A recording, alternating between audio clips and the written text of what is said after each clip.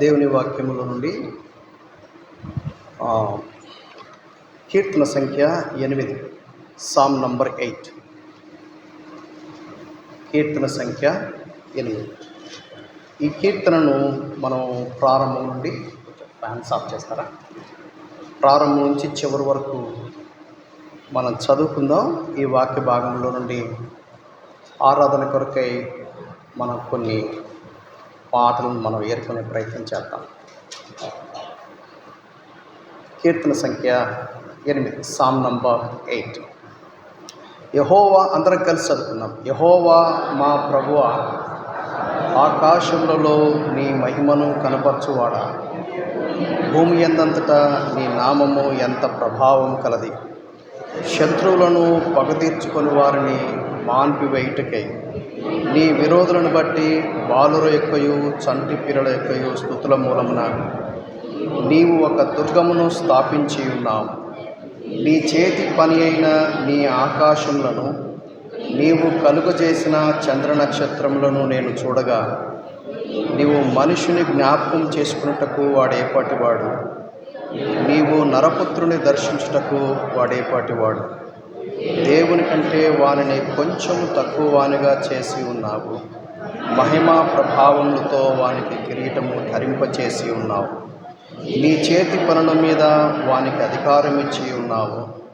గొర్రెలన్నిటినీ, ఎడ్లనన్నిటినీ, అడవి మృగములను, ఆకాశ పక్షులను, సముద్ర మత్స్యములను, సముద్ర మార్గములలో సంచరించు వాటన్నిటినీ వాని పాదముల కింద నీవు ఉంచి ఉన్నావు. యెహోవా నా ప్రభువా, భూమి యందంతటా నీ నామము ఎంత ప్రభావం కలది. ప్రేమగల మా ప్రియ తండ్రి, మీ దివ్యమైన వాక్యాన్ని మా ముందుంచారు. ఈ వాక్యాన్ని ఆధారం చేసుకొని మా ప్రియ ప్రభువును ఆరాధించటకై మమ్మల్ని సంసిద్ధపరచమని యేసుక్రీస్తు వారి పరిశుద్ధమైన నామమున ప్రార్థించి వేడుకుంటున్నాం తండ్రి, ఆమేన్. కీర్తనకారుడు ఈ సామ్ నంబర్ 8లో ఆయన దేవుని యొక్క మహాత్యాన్ని, దేవుని యొక్క ప్రభావాన్ని ఆయన గుర్తెరిగి ఆ ప్రభువును ఆరాధిస్తూ ఉన్నారు. యెహోవా మా ప్రభువా, ఆకాశములలో నీ మహిమను కనపరచువాడా, భూమి యందంతటా నీ నామము ఎంత ప్రభావం కలది. మొదటి వచనంలో ఆకాశాన్ని గురించి మాట్లాడుతున్నాడు. ఆ తర్వాత భూమి గురించి ఆయన మాట్లాడుతున్నాడు. మూడవ వచనానికి వచ్చేటప్పటికి ఆయన నీవు కలుగజేసిన చంద్ర నక్షత్రములను నేను చూడగా, సృష్టిని గురించి కీర్తనకారుడు ఆలోచిస్తూ ఉన్నాడు. రోమాపత్రిక 1వ అధ్యాయంలో కనుక మనం చూసినట్లయితే అపోస్తలుడైన పౌలు ఏమంటాడంటే, సృష్టిని చూస్తే మనకి ఏమర్థమవుతుందట. రోమాపత్రిక 1వ అధ్యాయం మనకు బాగా పరిచయమైన భాగమే. రోమాపత్రిక 1వ అధ్యాయము 18వ వచనం. దేవుని గూర్చి తెలియశక్యమైనదేదో అది వారి మధ్య విషిదమై ఉన్నది, దేవుడు వారికి విషిదపరచను. 20వ వచనం. ఆయన అదృశ్య లక్షణములు అనగా ఆయన నిత్య శక్తియు జగదుత్పత్తి మొదలుకొని సృష్టించబడిన వస్తువులను ఆలోచించుట వలన తేటబడుచున్నవి. మొదటిది దేవుని యొక్క నిత్య శక్తి మనకు అర్థమవుతుందట. రెండవది దేవత్వం మనకు అర్థమవుతుందట. నేచర్, దేవుడు సృష్టించినటువంటి సృష్టి ద్వారా మనకు 2 విషయాలు బాగా అర్థమవుతాయి. ఏమర్థమవుతాయి? దైవత్వాన్ని గురించి మనం అర్థం చేసుకోవచ్చట, దేవుని యొక్క నిత్య శక్తి మనం గ్రహించట, ఆలోచిస్తే చాలట. కీర్తనకారుడు మరి ఎప్పుడు ఆలోచిస్తున్నాడో మనకైతే తెలియదు. ఆయన ఆకాశాన్ని చూశాడు, ఆయన భూమిని చూశాడు, ఆ తర్వాత దేవుడు కలుగజేసిన చంద్ర నక్షత్రాలను చూశాడు. న్యాచురల్ క్రియేషన్ అంట. సువార్త చెప్పేటప్పుడు దేవుడు లేడు అని ఎవరైతే నాస్తికులు మాట్లాడుతుంటారో వాళ్ళకేం చెప్తామంటే, కాజ్ అండ్ ఎఫెక్ట్. సైన్స్ చదువుకున్నటువంటి స్టూడెంట్స్కి బాగా అర్థమవుతుంది. ఏదైనా ఒక ఎఫెక్ట్ ఉండాలంటే కాజ్ ఉండాలి. ఒక కుండను చూస్తే కుమ్మరివాడు గుర్తు రావాలి. ఒక ఆర్ట్ చూస్తే ఆర్టిస్ట్ గుర్తు రావాలి, ఒక బిల్డింగ్ చూస్తే బిల్డర్ గుర్తు రావాలి. కీర్తనకారుడు ఏమంటున్నా అంటే అద్భుతమైనటువంటి విశాల ఆ దేవుని యొక్క ఆశ్చర్యకరమైన ఆ సృష్టిని చూసి, ఆహా నువ్వు ఎంత, నీ శక్తి ఎంత గొప్పది, నీ ప్రభావము ఎంత గొప్పది, నీ మహిమ ఎంత గొప్పది అని ఆ సృష్టిని ఆయన సృష్టిస్తున్నాడు. నిజానికి చెప్పాలంటే ఈనాటికి కూడా సైంటిస్టులకు కూడా అంతుపట్టని విశ్వం మనకు కనపడుతుంది.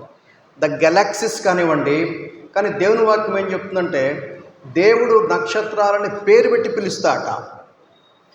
God calls every star by its name. Can we imagine that? అంటే ఎంత మహత్తరమైనటువంటి జ్ఞానం కలిగిన వాడో. దీంట్లో ఏం చేస్తామంటే ఒక డిజైన్ చూసినప్పుడు డిజైనర్ గుర్తుకొస్తాడు. ఒక రోజా పుష్పం చూడండి, దానికి రంగు ఎవరు ఇచ్చారు, ఆ డిజైన్ ఎవరేశారు, ఆశ్చర్యం కలిగిస్తుంది. కోటాను కోట్ల మంది మనుషులు ఉన్నారు, మనుషులు పోలిన మనుషులే ఉన్నారు, కానీ ఒకరికొకరికి ఎంత అద్భుతమైనటువంటి వ్యత్యాసం ఉంది. మీరు ఎప్పుడైనా ఆలోచన చేశారా? మొన్న నేను ఈ గ్లోబ్ గురించి ఆలోచిద్దామని చెప్పి ఎర్త్ గురించి ఆలోచిస్తూ ఉంటే ఒక సైంటిస్ట్ మాట్లాడుతూ అంటాడు, ఎంత 1675 somewhere around 1650 kilometres per hour స్పీడ్లో భూమి తిరుగుతుందట.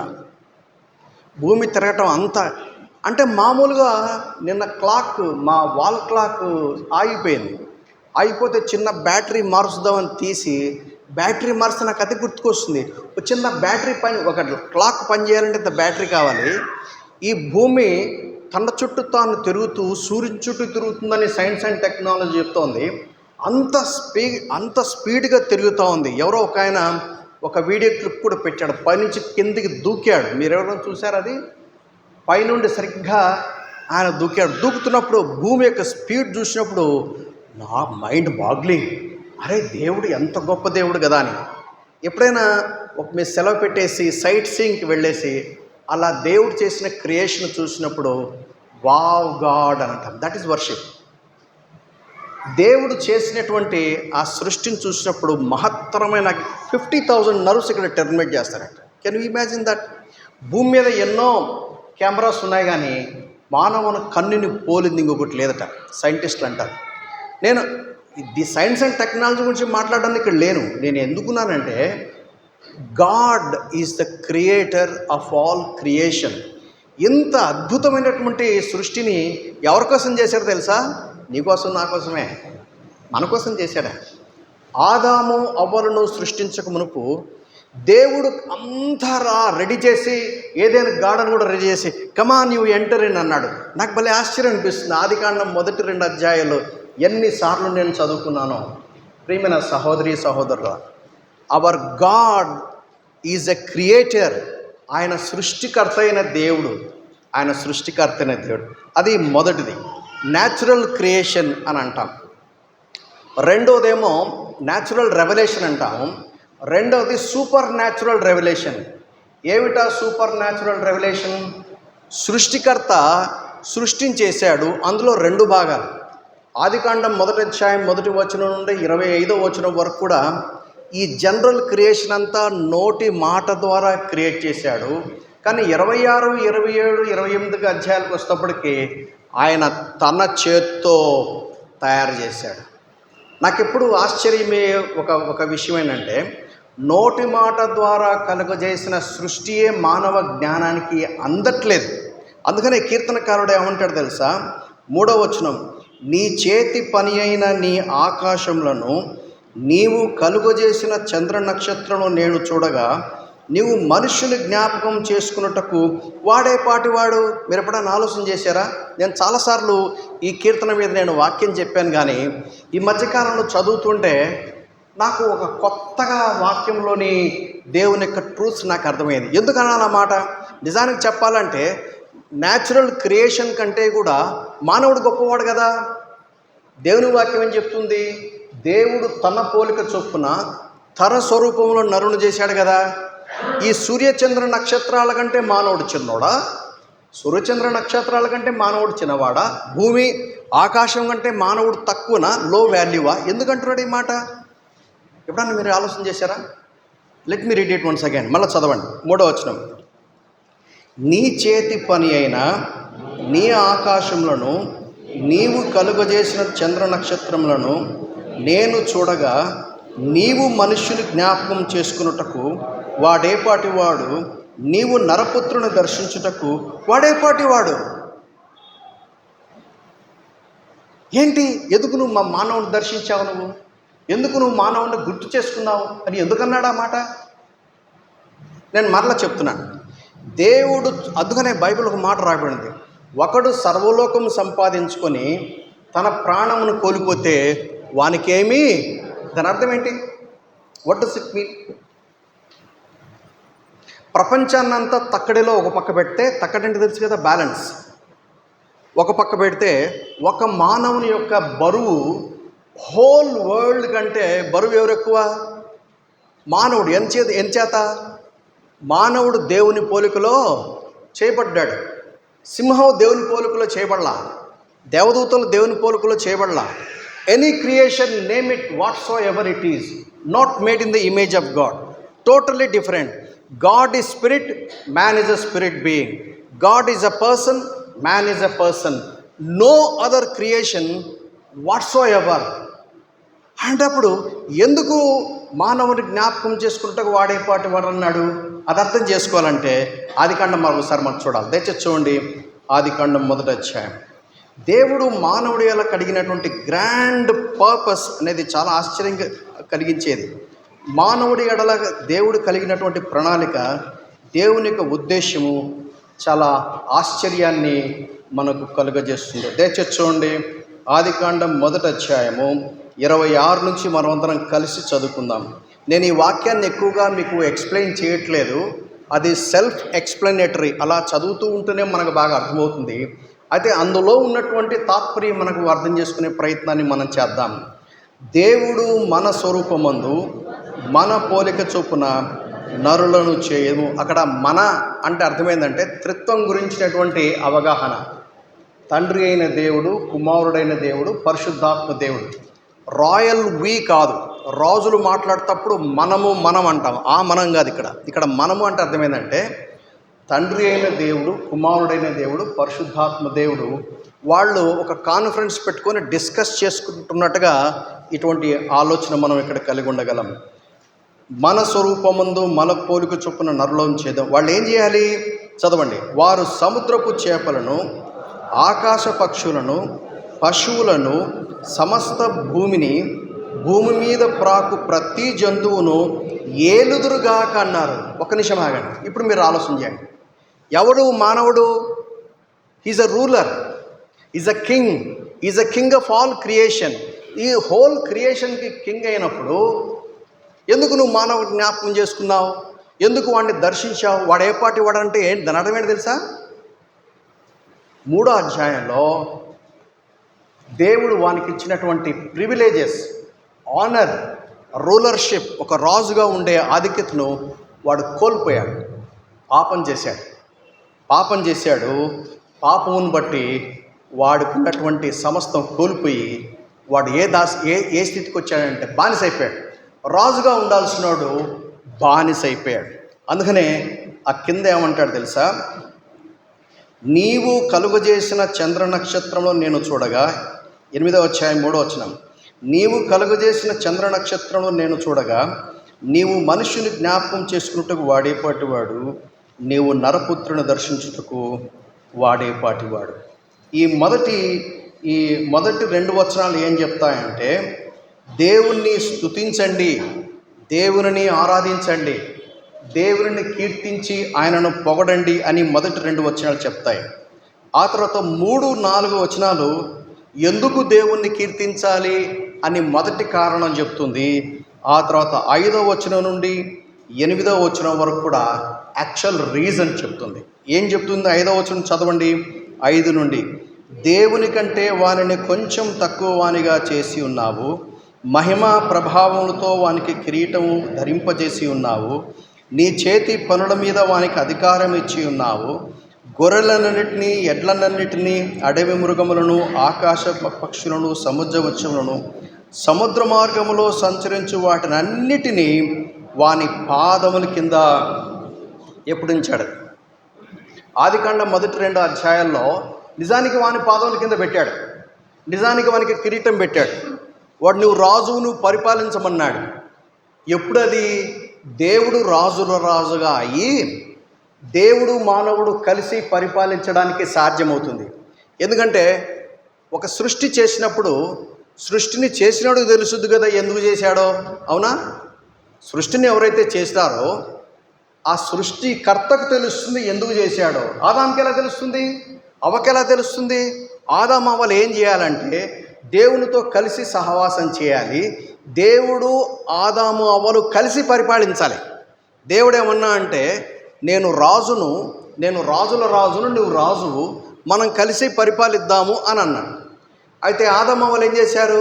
నువ్వు నాకు అక్కర్లేదు, ఐ కెన్ హ్యాండిల్ మైసెల్ఫ్, నువ్వు నాకు అవసరం లేదు, నేను ఇండిపెండెన్సీ నాకు కావాలి, నీ మీద ఆధారపడటం ఏంటి, నిన్ను అడగటం ఏంటి, నేనే డిసైడ్ చేస్తాను, మంచి ఏంటో చెడ్డ ఏంటో నేనే డిసైడ్ చేస్తాను అని మంచి చెడ్డల తెలివినిచ్చే వృక్ష ఫలము తినటం కాదు అక్కడ పాయింట్. ఏమైందంటే నేనే మంచి అంటే నేనే డిసైడ్ చేస్తాను, చెడేంటో నేనే డిసైడ్ చేస్తాను, what is true what is false అనేది నేను డిసైడ్ చేస్తాను, I'm not just king, I'm God అని చెప్పాడు. ఎందుకు చెప్పాడంటే 3వ అధ్యాయంలో సాతాను హవ్వ డిస్కషన్ దగ్గర నుండి దేవుడు ఏదైతే చెయ్యొద్దని ఆజ్ఞాపించాడో ఆజ్ఞాపించిన ఆజ్ఞను ధిక్కరించి ఇండిపెండెన్సీ డిక్లేర్ చేసుకొని రాజుగా ఉండాల్సినోడు బానిసైపోయాడు. ఇప్పుడు రాజుగా ఉండాల్సినోడు బానిసైపోతే ఎందుకు వాడిని గుర్తు చేసుకున్నావు, ఎందుకు వాడిని కన్సిడర్ చేశావు అని కీర్తనకారుడు చెప్తూ మళ్ళీ కిందకి సెకండ్ ప్యాటర్న్లో ఏం చెప్తున్నా అంటే రాజుల రాజుగా ఉండే ఆయనే దేవుని కంటే కొంచెం తక్కువ వానిగా అంటే అర్థమైందంటే మానవుడిగా చేయబడ్డాడు. మీకు అర్థమవుతుందా? దేవుడు మానవుడు అవ్వటం ఏంటి? అందుకనే చాలామంది యాక్సెప్ట్ చేయరు. మహమ్మదీయ సోదరులు కానివ్వండి, మన భారతదేశంలో ఉన్నటువంటి అనేకమైనటువంటి హైందవ సోదరులు కానీ వాళ్ళు దీన్ని అంగీకరించరు. అయితే బైబిల్ ఏం చెప్తుందంటే ఏ దేవుడైతే సృష్టిని సృష్టించాడో ఆ సృష్టికర్త అయిన ఆత్మస్వరూపైన దేవుడే మానవుడిగా ఈ లోకానికి వచ్చాడు. అంటే దేవుడుగా కంటిన్యూ అయ్యాడు, దేవుడిగా బ్రేక్ ఏం లేదు. God continues to be God, but he took an additional nature. ఏమిటి అడిషనల్ నేచర్? ఒక మానవ నేచర్. అదే ఎటువంటి నేచరు? మానవుడు దేవుని కంటే తక్కువ వాడే కదా. యాక్చువల్లీ ఇక్కడ రాయబడిన మూల భాషలో ఎలోహిమ్ అని రాయబడింది. ఎలోహిమ్ అనే పదం దేవునికి మాత్రమే వాడతారు. ఆదికాండములో దేవుడు భూమి ఆకాశములను సృజించినప్పుడు అక్కడ దేవుడు అంటే ఎలోహిమ్ అని అర్థం అనమాట. అంటే ఎలోహిమ్ అనే పదానికి హెబ్రీ భాషలో plural noun with singular meaning. అది తెలుగు భాషలో కానీ ఇంగ్లీష్లో గ్రామర్ అది యాక్సెప్ట్ చేయదు. ఇంగ్లీష్లో కనుక మాట్లాడితే ప్లూరల్ నౌన్ అయితే ఏం చేయాలి? దేవుళ్ళు అనాలి. గ్రీక్ అయితే హెబ్రీ భాషలో ఉన్న వెసులుబాటు ఏంటంటే plural noun with singular meaning. అదే త్రిత్వం గురించినటువంటి ఆధారము ఆదికాండం మొట్టమొదటి అధ్యాయంలో రాయబడింది. మరలా ఇక్కడ ఎలోహిం. అందుకనే బైబిల్ పండితులు ఆ కొన్ని పదాలు రాసేటప్పుడు ఎక్స్క్లూజివ్గా కొన్నిసార్లు వాడతారు. అటు ఇక్కడ ఏమైందంటే యేసుక్రీస్తు సాక్షాత్తు దేవుడే. అయితే ఆయన దేవుడుగా ఈ భూమి మీద బతకకుండా మానవుడిగా బతికాడు. అండ్ మరలా చెప్తున్నాడు, God continues to be God, there is no breakage or disconnection in God. అయితే ఆయన తనకున్నటువంటి ఆధిక్యతలు, అది ఫిలిప్పీ పత్రికలో చాలాసార్లు మనం చదువుతాం. ఏమని చదువుతాము? తను తాను తగ్గించుకున్నాడు, తను తాను రిక్తుడుగా చేసుకున్నాడు. అంటే అర్థం ఏంటంటే దేవుడు దేవుడుగా ఉంటాడు, అంటూ ఏం చేసుకోలేదు. అయితే but when he lived on the face of the earth, he lived just as an ordinary human being so that you and I can take examples from him. Is a model for us. ఆయన మనకు ఒక మాదిరిగా ఉండటానికి ఎవరైనా మనం అంటాం కదా, కడుపు నొచ్చింది అనుకోండి, నువ్వేం దేవుడో, నువ్వు అక్కడెక్కడో సింహాసనం మీద ఉన్నావు, నేనంటే నీకేం అర్థమవుద్ది, నా బాధ నీకేం అర్థమవుద్ది, నేను ఏడుస్తున్నా, నా ఏడుపును గ్రహించగలవా, నా బాధ, నా డిప్రెషను, నా దుఃఖము, నా వర్రీస్, నా కన్ఫ్యూజను నా సిచ్యువేషన్ నీకేం అర్థమవుతుందో మనం ఎవరు అనడానికి వీల్లేదు. కారణం ఏంటంటే ఒక సామాన్య మానవుడిగా ఆయన జీవించాడు. He touched every issue of human beings excepting sin. ఆయన పాపము లేనివాడుగా, ఆయన పవిత్రుడుగా ఈ లోకంలో బతికాడు. గొర్రెపిల్ల వలె కల్వరి శిలువలో నీవు నేను చేసినటువంటి పాపమును నీకు నాకు బదులుగా కల్వరి శిలువలో ఆయన బలి అయిపోయాడు. నిజానికి ఆయన పాదముల కింద సమస్తం ఉన్నాయి. ఆయన పాదముల కింద ఈ మాట చెప్పాలంటే 5వ వచనం నుండి, దేవుని కంటే వానిని కొంచెం తక్కువ వానిగా చేసి ఉన్నావు, మహిమా ప్రభావములతో వానికి కిరీటము ధరింపజేసి ఉన్నావు, నీ చేతి పనుల మీద వానికి అధికారం ఇచ్చి ఉన్నావు, గొర్రెలన్నిటినీ ఎడ్లనన్నిటినీ అడవి మృగములను ఆకాశ పక్షులను సముద్ర మత్స్యములను సముద్ర మార్గములో సంచరించు వాటన్నిటినీ వాని పాదముల కింద నీవు ఉంచున్నావు. ఇక్కడ దావీదు చూసినప్పుడు 2 కోణాల్లో చూస్తున్నాడు. పడిపోయిన ఆదాము అవ్వలను చూస్తున్నాడు. వాళ్ళని రక్షించడానికి వచ్చినటువంటి సెకండ్ యాడమ్ అని అంటారు, కొన్నిసార్లు లాస్ట్ యాడమ్ అంటారు. చివరి ఆదామైనటువంటి దేవుడే మానవుడిగా కల్వరి శిలువలో చేసిన గొప్ప విమోచన కార్యమును బట్టి, పాప క్షమాపణను బట్టి, దేవునితో మరలా మానవుణ్ణి అనుసంధానం చేయటం, దేవునితో మానవుడు తిరిగి కలుసుకోవటం, రిలేషన్షిప్ రెస్టోర్ అవడం, ఫెలోషిప్ రెస్టోర్ అవటం వలన 3వ అధ్యాయంలో ఏదైతే పోగొట్టుకున్నాడో దాన్నంతా తిరిగి సంపాదించుకున్నాడు. మనం ప్రకటన గ్రంథాన్ని కొంతకాలం క్రితం మనం స్టడీ చేశాం.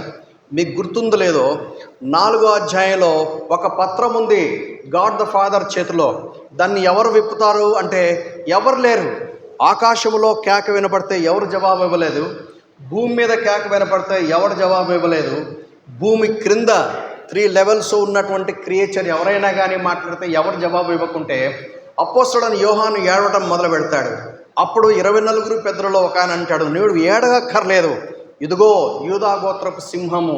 కానీ గొర్రెపిల్ల విమోచించడం వలన అది విప్పడానికి యోగ్యత సాధించడం జరిగింది అని.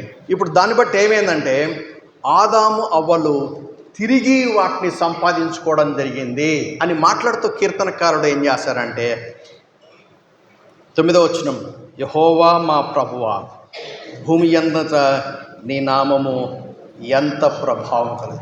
ఏం భూమి మీద ఏముందడా? రాళ్ళు రప్పలే కదా, చెట్లు చేమలే కదా, అడవులు ఎడార్లు నీళ్లు అవే కదా ఉండేది భూమి మీద. ఎవరి గురించి మాట్లాడుతున్నాడు? ఎవరైతే తిరిగి రక్షించబడ్డారో, ఎవరైతే కోల్పోయిన ఆ పాపమును బట్టి కోల్పోయిన దేవుని మహిమను తిరిగి ఎవరైతే సంతరించుకున్నారో వాళ్ళు భూమి మీద దేవుని మహిమపరిచే వాళ్ళుగా ఉంటారు. మీకు ఇంకొక విషయం చెప్పేసి నేను క్లోజ్ చేస్తాను. యాక్చువల్గా దీన్ని మ్యాండేట్ అంటారు. అంటే మార్కు సువార్త 16వ అధ్యాయంలో మీరు సర్వలోకమునకు వెళ్ళి సర్వసృష్టికి సువార్తను ప్రకటించండి అని చెప్పిన మ్యాండేట్, అది ఆదికాండం 1వ అధ్యాయంలో మనకు కనపడుతుంది. అబ్బో, ఆదికాండం 1-2 అధ్యాయాల్లో ఇట్స్ ఏంటంటే గనులాగా ఉంటుంది అన్నమాట. అలా స్టడీ చేస్తామంటే ఎన్నెన్ని సంగతులు మనకు అర్థమవుతాయో. చదవండి దయచేసి నాతో పాటు. ఆదికాండం 1వ అధ్యాయం 28వ వచనం. దేవుడు వారిని ఆశీర్వదించిను ఎట్లనగా ఏం చేయాలట? మీరు ఫలించి అభివృద్ధి పొంది విస్తరించి భూమిని నిండించి దాన్ని లోపరుచుకోవాలి. మరలా చదవండి. మొదటిదేంటి? ఫలించాలి. ఫలిస్తే ఏమవుతారు? అభివృద్ధి చెందుతారు. అభివృద్ధి చెందితే ఏమవుతారు? విస్తరిస్తారు. విస్తరిస్తే ఏమవుతారు? భూమిని నిండిస్తారు. Don't stop there. భూమిని ఏం చేయాలి? లోపరుచుకోవాలట. కింగ్, ఒక రాజుగా చేయాలి ఆ పని. రాజు ఎలా లోపరుచుకుంటారు? ఫలించడం ఎట్లా సాధ్యమవుతుంది? ఫలించడం అంటే ఓ పిల్లల కంటే కుటుంబ వ్యవస్థ ఫలించినట్టేనా? అందుకనే దీని అర్థం చేసుకోవాలంటే హబక్కుకు అంటాడు, సముద్రము జలములతో నిండి ఉన్నట్లు భూమి యెహోవా మహిమను గూర్చిన జ్ఞానం చేత నిండి ఉంది. అంటే దాని అర్థం ఏంటి తెలుసా?